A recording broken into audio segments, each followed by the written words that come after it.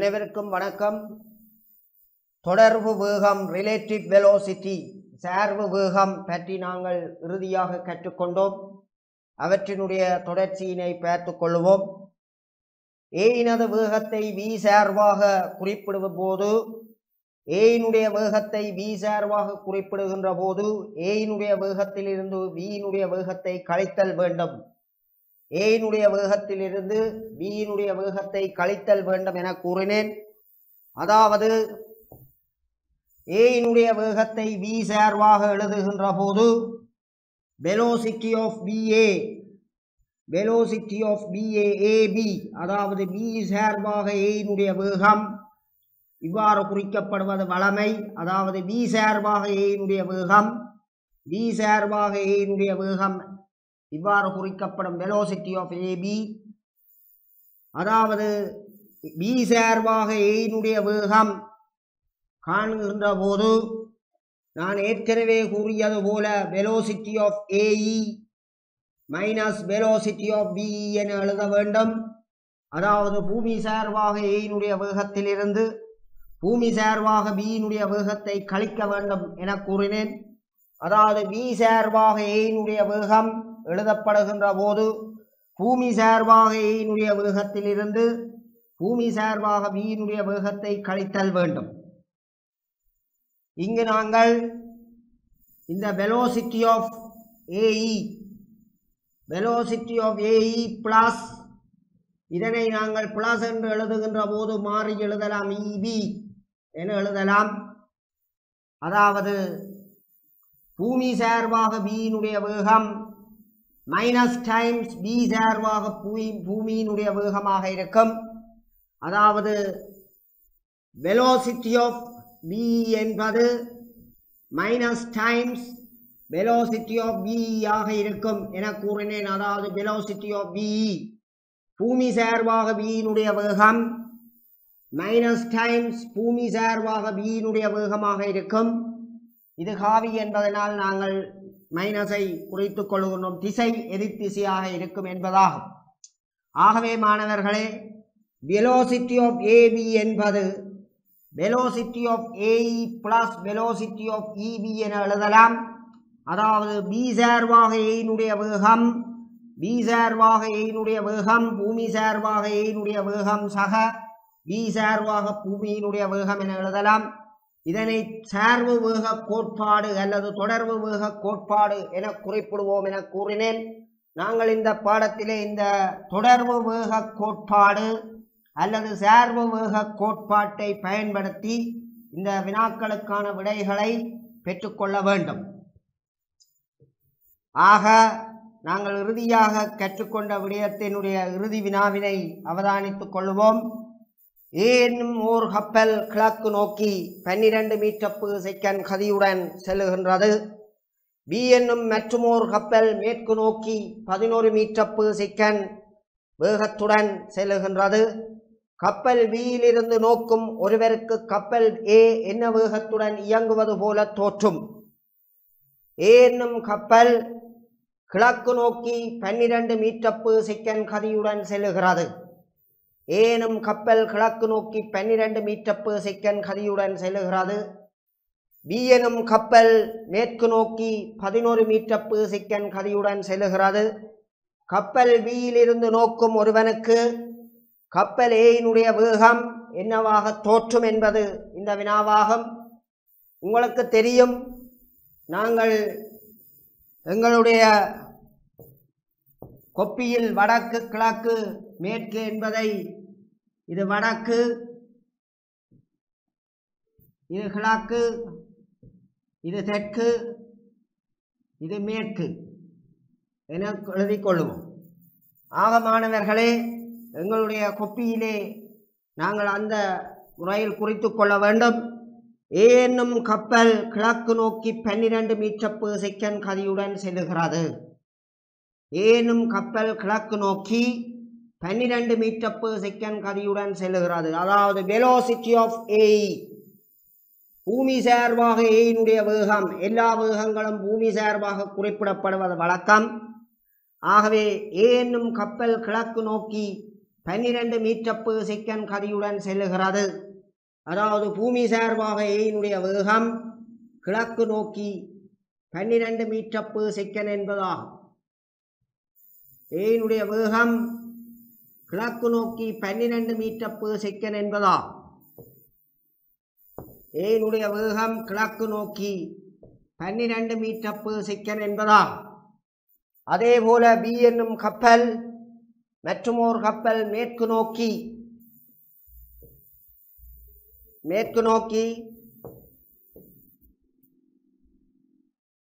B என்னும் கப்பல் மேற்கு நோக்கி 11 மீட்டர் per செகண்ட் கதியுடன் செல்லுகிறது. மாணவர்களே, வெலோசிட்டி ஆஃப் ஏஇ, அதாவது வெலோசிட்டி ஆஃப் ஏஇ என்பது பூமி சார்பாக ஏயினுடைய வேகம் கிழக்கு நோக்கி 12 மீட்டர் per செகண்ட் என்பதாகும். பி என்னும் கப்பல் மேற்கு நோக்கி 11 மீட்டர் per செகண்ட் கதியுடன் செல்லுகிறது. Velocity of velocity of B என்பது பூமி சார்பாக பியினுடைய வேகம் மேற்கு நோக்கி 11 மீட்டர் per செகண்ட் என்பதாகும். கப்பல் பியிலிருந்து நோக்கும் ஒருவனுக்கு கப்பலே என்ன வேகத்துடன் செல்வது போல தோற்றும்.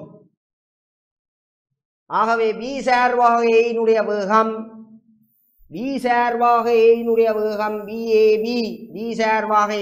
வேகம் அது சார்பு வேக கோட்பாட்டின்படி A E plus velocity of E B என எழுதலாம்.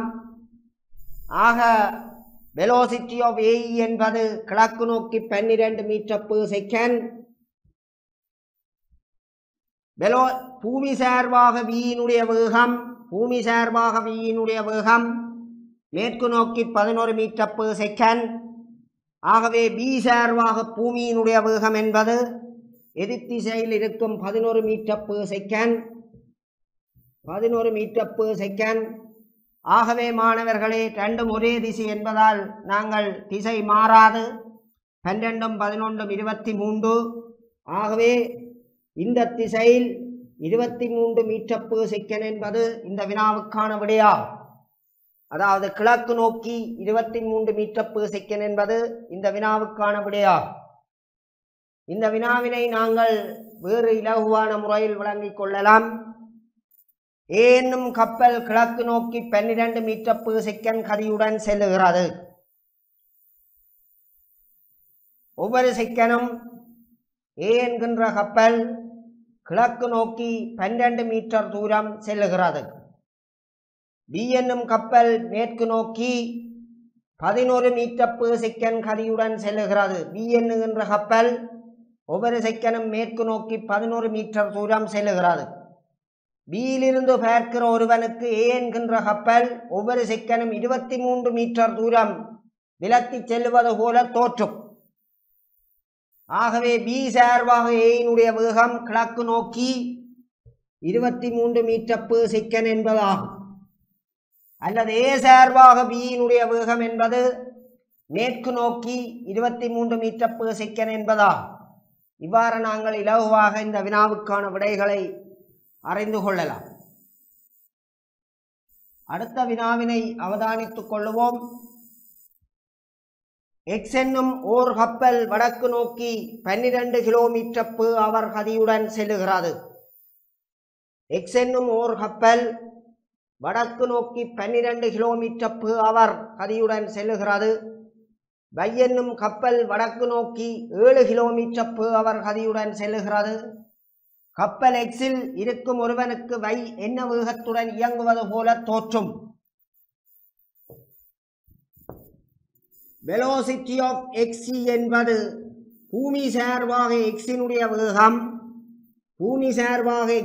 வேகம் வடக்கு நோக்கி 12 கிலோமீட்டர் (-1). பூமி சார்பாக எக்ஸினுடைய வேகம், எர்த் சார்பாக எக்ஸினுடைய வேகம், அதாவது வெலோசிட்டி ஆஃப் எக்ஸி என்பது வடக்கு நோக்கி 12 கிலோமீட்டர் per hour. y என்னும் மற்றொரு கப்பல் வடக்கு நோக்கி, அதாவது வெலோசிட்டி ஆஃப் y, பூமி சார்பாக y னுடைய வேகம் வடக்கு நோக்கி 7 km/h 7 km/h -1 என்பதாகும். உங்களை கேட்கப்பட்ட வினா, கப்பல் எக்ஸில் இருக்கும் ஒருவனுக்கு கப்பல் y என்ன வேகத்துடன் செல்லுவது போல தோற்றும். அதாவது velocity of yx. velocity of yx என்பது velocity of ye plus velocity of ex என எழுதலாம்.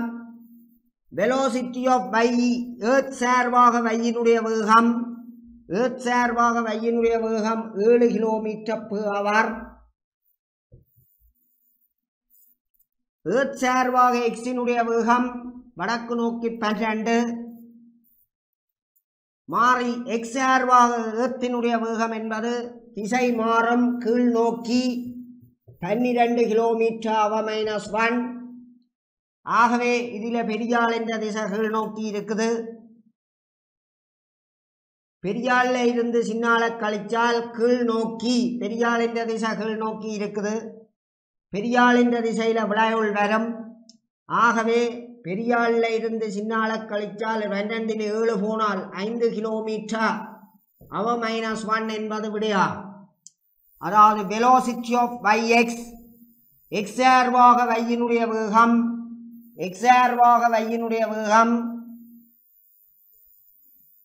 தெற்கு நோக்கி 5 km/h என்பதாகும். தெற்கு நோக்கி 5 km/h என்பதாகும்.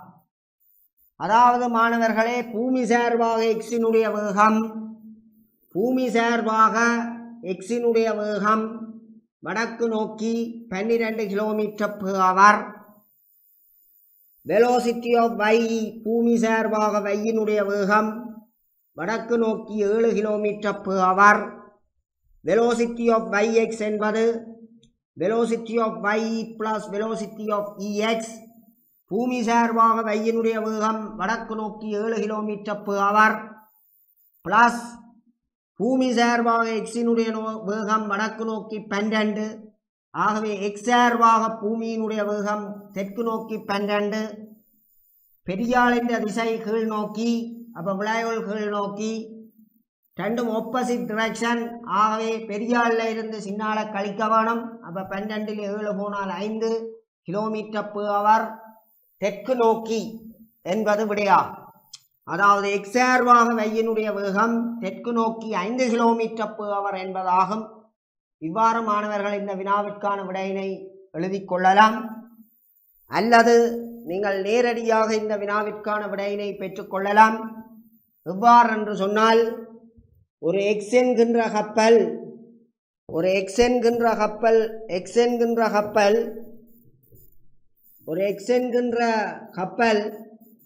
வடக்கு நோக்கி 12 km/h செல்லுகிறது. ஒரு y என்கின்ற கப்பல் அதுவும் வடக்கு நோக்கி 7 km/h செல்லுகிறது. 7 km/h செல்லுகிறது. இது x என்கின்ற கப்பல் வடக்கு நோக்கி 12 km செல்லுகிற நேரம், y என்கின்ற கப்பல் வடக்கு நோக்கி 7 km/h செல்லுகிறது. அப்போ ஒரு செகண்டில் மாணவர்களே x 12 km தூரம் செல்ல y 7 km தூரம் செல்லும். y 12 மீட்டர் தூரம் செல்ல x 12 km தூரம் ஒரு ஹவரில் செல்ல, ஒரு ஹவரில் 12 km செல்ல y ஒரு ஹவரில் 7 km தூரம் செல்லும். ஆக இவர் ரெண்டு பேர்களுக்குமான இடைவெளி தூரம் ஒவ்வொரு செகண்டும் 5 கிலோமீட்டரினால் அதிகரிக்கும். 5 கிலோமீட்டரினால் அதிகரிக்கும். அப்போ y சார்பாக x-னுடைய வேகம் வடக்கு நோக்கி 5 km/h இருக்கும். அதேபோல x சார்பாக y-னுடைய வேகம் எதிர்த்திசையில் 5 km/h இருக்கும். என நேரடியாக நீங்கள் இந்த வினாவிற்கான விடையினை எழுதலாம். அதாவது மாணவர்களே, x என்கின்ற கப்பல் ஒரு ஹவரில் 12 கிலோமீட்டர் தூரம் செல்லுகின்ற அதே வேளை y என்கின்ற கப்பல் ஒரு ஹவரில் 7 கிலோமீட்டர் தூரம் செல்லும். ஆகவே இந்த 2 கப்பல்களுக்கும் இடப்பட்ட தூரம் ஒரு மணித்தியாலத்தில் 5 கிலோமீட்டர்னால் அதிகரிக்கும். அப்ப y என்கின்ற கப்பல் யோசிக்கும், x என்கின்ற கப்பல் வடக்கு நோக்கி தான் ஓய்வில் இருக்க, x என்கின்ற கப்பல் வடக்கு நோக்கி 5 கிலோமீட்டர் அவருடன் செல்லுவது போல வையில் இருக்கின்ற ஒருவன் தன்னுடைய கப்பல் ஓய்வில் இருக்க, x என்கின்ற கப்பல் வடக்கு நோக்கி 5 கிலோமீட்டர் அவருடன் செல்வது போல உணர்வான். அதேபோல x என்கின்ற கப்பலில் இருக்கின்ற ஒருவன் தன்னுடைய கப்பல் ஓய்வில் இருக்க, y என்கின்ற கப்பல் மாறி எதிர்த்திசையில் 5 கிலோமீட்டர் அவருடன் செல்வது போல உணர்வான். இவ்வாறு நீங்கள் நேரடியாகவும் இந்த வினாவிற்கான விடையினை பெற்றுக்கொள்ளலாம். அடுத்த வினாவினை அவதானித்துக் கொள்வோம். A என்கின்ற கப்பல் வடக்கு நோக்கி, A என்கின்ற ஒரு கப்பல் வடக்கு நோக்கி 10 km/h சீரான கதியுடன் செல்லுகிறது. B என்னும் மற்றுமோர் கப்பல் கிழக்கு நோக்கி 10 km/h சீரான கதியில் செல்கிறது. A இனது வேகத்தை B சார்பாக காண்க. A இனுடைய வேகத்தை B சார்பாக காண்க. அதாவது A என்கின்ற கப்பல் வடக்கு நோக்கி 10 km/h கதியுடன் செல்லுகிறது. B என்னும் மற்றுமோர் கப்பல் கிழக்கு நோக்கி 10 m/h கதியுடன் செல்லுகிறது. A இனுடைய வேகத்தை B சார்பாக காண்க. அதாவது velocity of AB. velocity of AB யாது? velocity of AB B சார்பாக A இனுடைய வேகம், B சார்பாக A இனுடைய வேகம் velocity of AB. velocity of AE plus velocity of EB என எழுதலாம். velocity of AE plus velocity of EB என எழுதலாம். velocity of AE என்பது பூமி சார்பாக A இனுடைய வேகம், பூமி சார்பாக A இனுடைய வேகம், பூமி சார்பாக A இனுடைய வேகம் உங்களுக்கு தரப்பட்டுள்ளது. வடக்கு நோக்கி 10 km/h.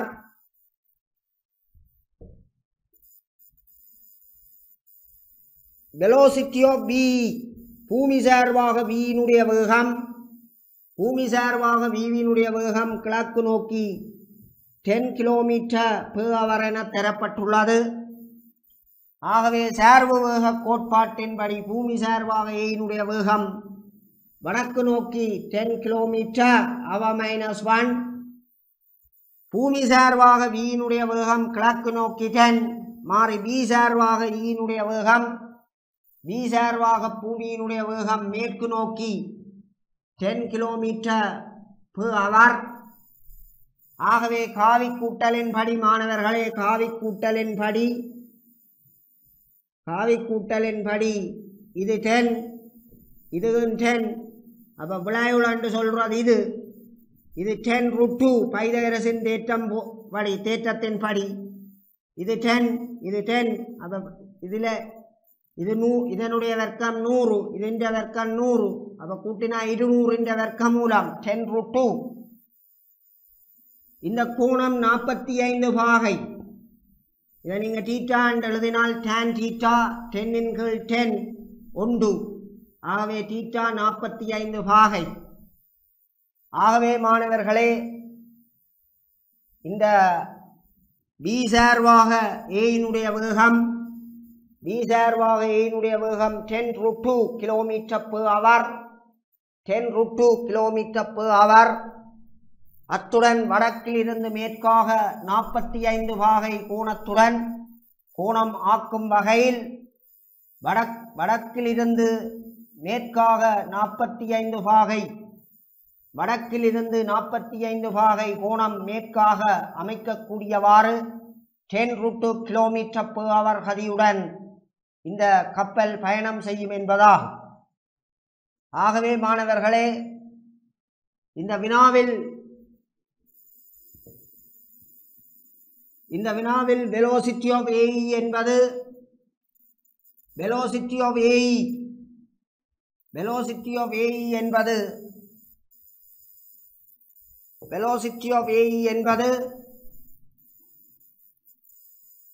பூமி சார்பாக ஏயினுடைய வேகம் பூமி சார்பாக ஏயினுடைய வேகம் எர்த் சார்பாக ஏயினுடைய வேகம் வடக்கு நோக்கி 10 km/h. பீனுடைய வேகம் பூமி சார்பாக கிழக்கு நோக்கி 10 km/h. ஆகவே velocity of AB அதாவது velocity of AE plus velocity of EB பூமி சார்பாக ஏயினுடைய வேகம் 10, பி சார்பாக பூமியினுடைய வேகம் என்பது பூமி சார்பாக பியினுடைய வேகம் கிழக்கு நோக்கி 10, பி சார்பாக பூமியினுடைய வேகம் ஆகவே மேற்கு நோக்கி 10 km. ஆகவே இந்த விளையுள் மாணவர்களே, விளையுள் நாங்கள் இது ஒரு காவி. ஆகவே இந்த 10 உடன் இந்த 10 இந்த இது முடிவோடு அந்த அம்புக்குறியை சேர்க்க வேண்டும் 10. ஆகவே விளையுள் 10√2 km/h. இந்த கோணத்தை நீங்கள் தீட்டா என்று சொல்லி வச்சால் tan θ 1 10/10 அப்போ தீட்டா 45 பாகை. அப்போ நீங்கள் விடை எழுதுகின்ற போது வடக்கிலிருந்து மேற்காக 45 பாகை கோணம் ஆக்கும் வகையில் 10√2 km/h கதியுடன் செல்வது போல தோற்றும் என நீங்கள் விடை எழுத வேண்டும். வடக்கிலிருந்து மேற்காக 45 பாகை கோணமாக்கும் வகையில் 10√2 km/h கதியுடன் செல்வது போல தோற்றும் என நீங்கள் விடை எழுத வேண்டும். அடுத்த வினாவினை அவதானித்துக் கொள்வோம். X என்கின்ற ஓர்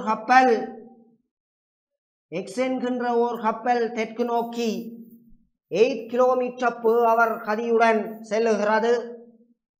Y என்னும் மற்றுமோர் கப்பல் கிழக்கு நோக்கி அதே கதியில் செல்லுகிறது. எக்ஸினது வேகத்தை Y சார்பாக காண்க. X என்கின்ற ஓர் கப்பல் தெற்கு நோக்கி 8 km/h கதியுடன் செல்லுகிறது. velocity of xc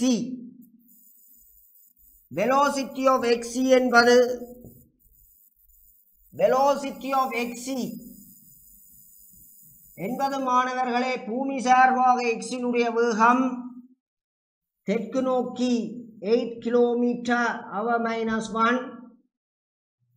அதே போல velocity of y என்பது பூமி சார்பாக வையினுடைய வேகம் கிழக்கு நோக்கி 8 km/h-1 என எழுதலாம். உங்களை கேட்ட கேள்வி எக்ஸினது வேகத்தை y சார்பாக காண்க. எக்ஸினுடைய வேகத்தை y சார்பாக காண்க. அதாவது velocity of xy y சார்பாக எக்ஸினது வேகம் velocity of xy y சார்பாக எக்ஸினது வேகம் velocity of xe plus velocity of ey சார்பு வேக கோட்பாடு. y சார்பாக எக்ஸினது வேகம் என்பது velocity of xe plus velocity of ey. இந்த ஈய உள்ளுக்கு பூத்தலாம். சார்பு வேக கோட்பாடு. பூமி சார்பாக எக்ஸினது வேகம் என்பது தெற்கு நோக்கி 8 km/h-1 பிளஸ் பூமி சார்பாக வையினுடைய வேகம் கிழக்கு நோக்கி 8 km/h.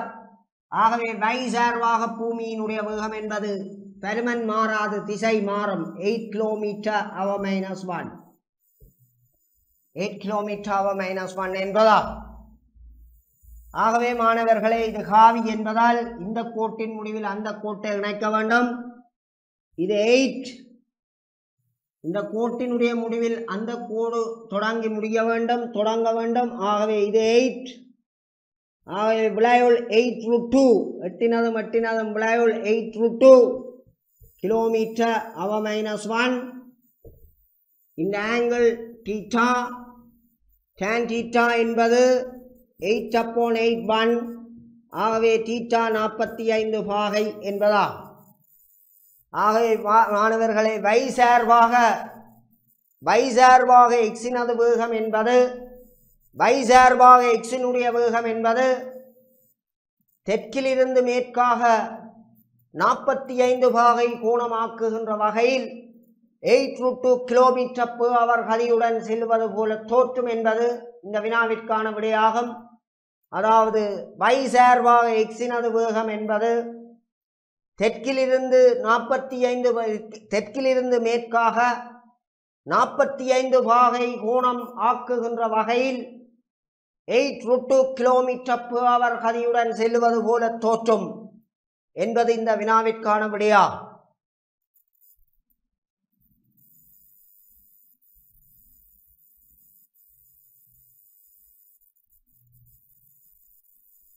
அல்லது மாணவர்களே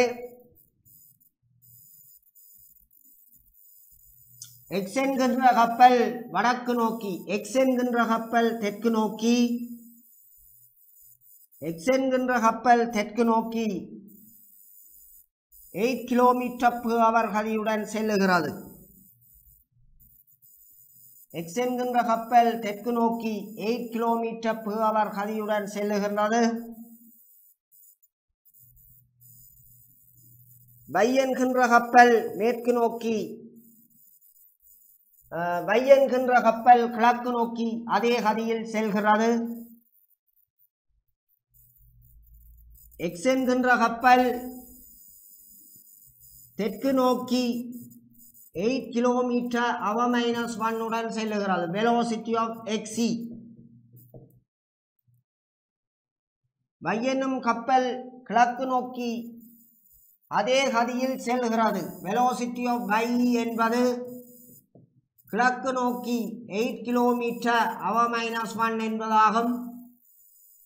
ஆகவே மாணவர்களே x-னது வேகத்தை y சார்பாக பெறுக velocity of xy என்பது y சார்பாக x-னுடைய வேகம், y சார்பாக x-னுடைய வேகம். நீங்கள் y-ஐ கற்பனையாக நிறுத்துகின்ற போது அதற்கு எதிரான திசையில் 8 km/h கதியை கொடுக்க வேண்டும். அதாவது மாணவர்களே x-னுடைய வேகம், x என்கின்ற கப்பலினுடைய வேகம் இது x. இந்த x-ன் வேகம் மாணவர்களே தெற்கு நோக்கி 8 km/h இதோட போகும். அதே வேளை y என்கின்ற கப்பல் கிழக்கு நோக்கி 8 km/h உடன் செல்கிறது. இது y.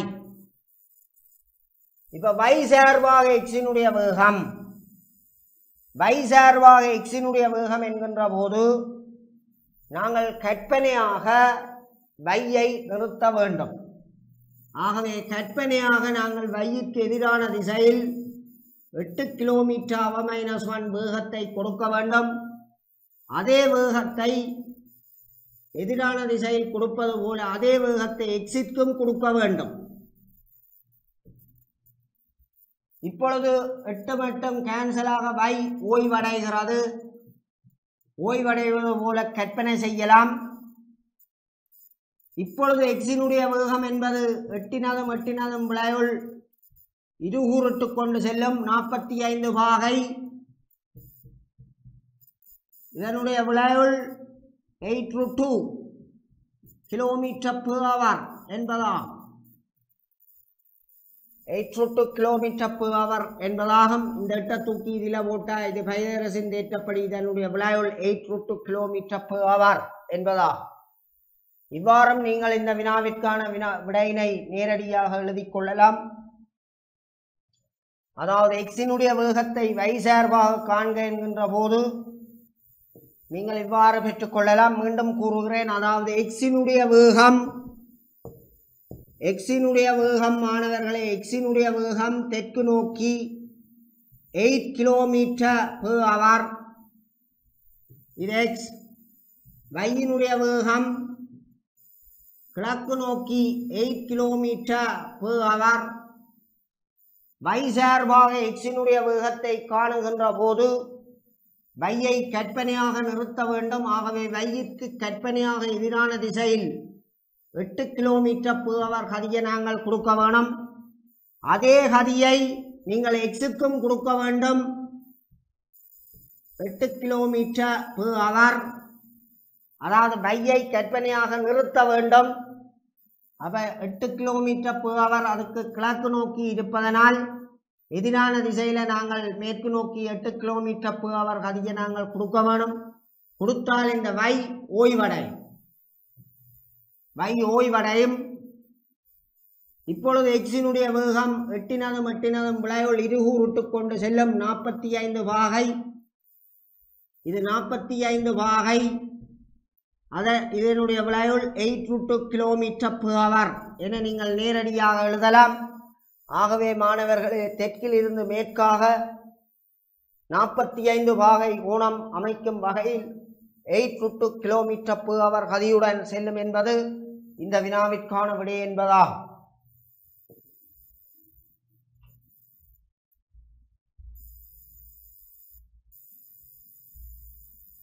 அடுத்த வினாவினை அவதானித்துக் கொள்வோம். 1200 மீட்டர் அகலமான ஆறு ஒன்று 3 m/s மாறாக்கதியுடன் நேராக பாய்கிறது. 1200 மீட்டர் அகலமான ஆறு ஒன்று 3 m/s மாறாக்கதியுடன் நேராக பாய்கிறது. 5 m/s மாறாக்கதியுடன் ஓடக்கூடிய ஒரு வள்ளத்தில் ஒரு கரையில் ஒருவன் நிற்கிறான். அவன் நேரெதிரே மறுகரையில் உள்ள புள்ளியை அடைதல் வேண்டும். இதற்கு அவன் வள்ளத்தினை எத்திசையில் செலுத்த வேண்டும். அப்போது ஆற்றை கடப்பதற்கு அவனுக்கு எவ்வளவு நேரம் எடுக்கும் என்பது இந்த வினாவா.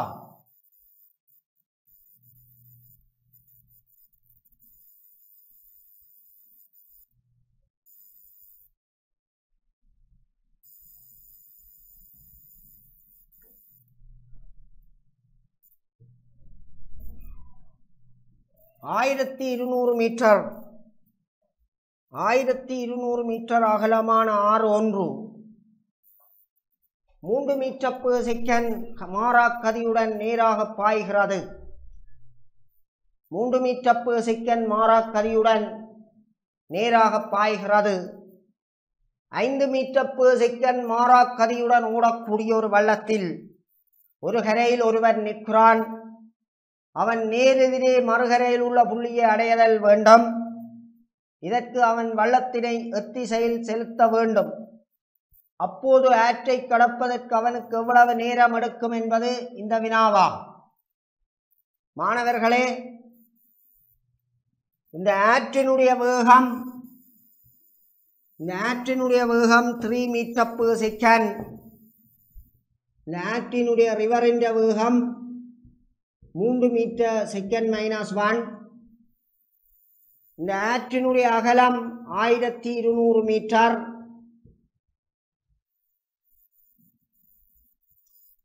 அவன் நேரெதிரே மறுகரையில் உள்ள புள்ளியை அடைதல் வேண்டும். 5 m/s மாறாக்கதியுடன் ஓடக்கூடிய ஒரு வள்ளத்தில் ஒரு கரையில் ஒருவன் நிற்கிறான். அவன் நேரெதிரே மறுகரையில் உள்ள புள்ளியை அடைதல் வேண்டும். அவன் இதிலே 5 m/s ஓடக்கூடிய எந்த திசையிலும் 5 m/s ஓடக்கூடிய ஒரு வள்ளத்தோடு நிற்கிறான். 6 3 ஓடுது. 3 m/s ஓடுகிறது. ஆக இந்த வள்ளத்தில், அதாவது இந்த வள்ளம் ரிவர் சேர்வாக இந்த கப்பலினுடைய வேகம் கப்பலினுடைய வேகம் 5. எங்களுக்கு ஏர்த் சேர்வாக இந்த கப்பலினுடைய வேகம் தேவை. ஏர்த் சேர்வாக கப்பலினுடைய வேகம் இந்த திசையில் இருக்க வேண்டும். ஏர்த் சேர்வாக ரிவரினுடைய வேகம் 3. இது ஏர்த் சேர்வாக கப்பலினுடைய வேகம். இது ஏர்த் சேர்வாக ரிவரினுடைய வேகம். இது ரிவர் சேர்வாக கப்பலினுடைய வேகம். ரிவர் சேர்வாக கப்பலினுடைய வேகம் ரிவர் சார்பாக கப்பலினுடைய வேகம், ரிவர் சார்பாக ஷிப்பினுடைய வேகம் velocity of AC plus velocity of ER, velocity of AC plus velocity of ER, velocity of ER, velocity of SR plus அதாவது RS, velocity of RS அதாவது velocity of AC என்பது velocity of SR plus velocity of RE என்பதா. ஆகவே மாணவர்களே கவனித்துக் கொள்ளுங்கள், இந்த வினாவிற்கான விடையினை நாங்கள் எழுதுகின்ற போது நாங்கள் பௌதீகவியலை பொறுத்தளவில் நீங்கள் இவ்வாறு விளங்கிக் கொண்டால் போதுமானது. அதாவது இந்த ரிவரினுடைய அகலம் 1200 மீட்டர், ரிவரின் அகலம் 1200 மீட்டர். இந்த ரிவர் செல்லுகின்ற வேகம் அதாவது velocity of RE, river earth சார்பாக ரிவரினுடைய வேகம், ஆற்றினுடைய வேகம் 3 மீட்டர் per செகண்ட் இந்த திசையில் உள்ளது, மாறாக்கதியுடன் செல்லுகிறது. ஆகவே மாணவர்களே எங்களுக்கு velocity of ES செங்குத்து திசையாக இருக்க வேண்டும். செங்குத்து திசையாக velocity of SC அதாவது மாணவர்களே பௌதீகவியலை பொறுத்தளவில் எந்த திசையில் அதாவது ரிவரினுடைய வேகம் ஏர்த் சார்பாக ரிவரினுடைய வேகம் சக ரிவர் சார்பாக ஷிப்பினுடைய வேகம் இந்த ரெண்டையும் கூட்டுகிற நேரம் velocity of SC வரும். velocity of SC ஏர்த் சார்பாக ஷிப்பினுடைய வேகம் வரும். இது 5, இது 3, ஆகவே இது 4. ஆகவே பூமி சார்பாக ஷிப்பினுடைய வேகம் செங்குத்து திசையில் 4. ஆகவே 1200 மீட்டரை கணக்கெடுக்கின்ற நேரம் 300 செகண்ட் என நீங்கள் நேரடியாக கண்டுகொள்ளலாம். ஆனால் நாங்கள் இதை எங்களுடைய கணித ரீதியாக விளங்குகின்ற போது இதை தெளிவான ரீதியாக நாங்கள் விளங்க வேண்டுமாக இருந்தால் நான் சொல்லுவது போல நீங்கள் விளங்கிக் கொள்ள வேண்டும். அதாவது மாணவர்களே velocity of அதாவது velocity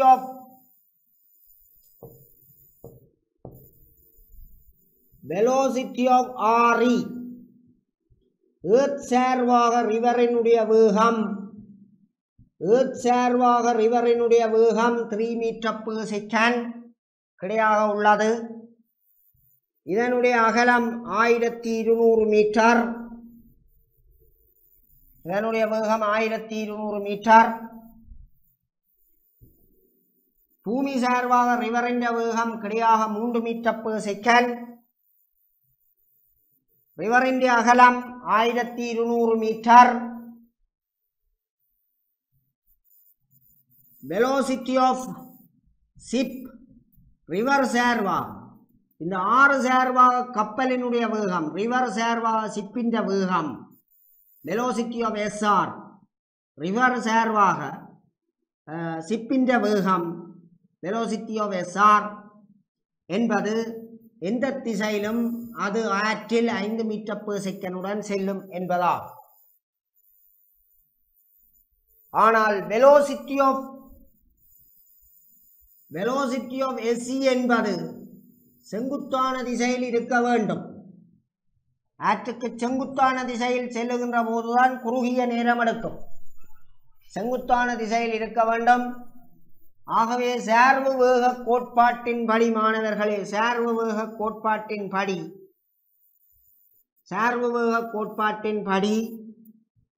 velocity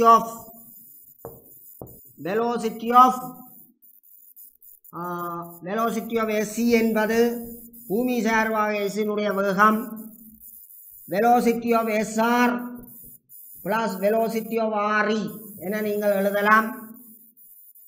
இதில் மாணவர்களே velocity of SR என்பது 5 metre per second, velocity of SR என்பது 5 மீட்டர் per செகண்ட்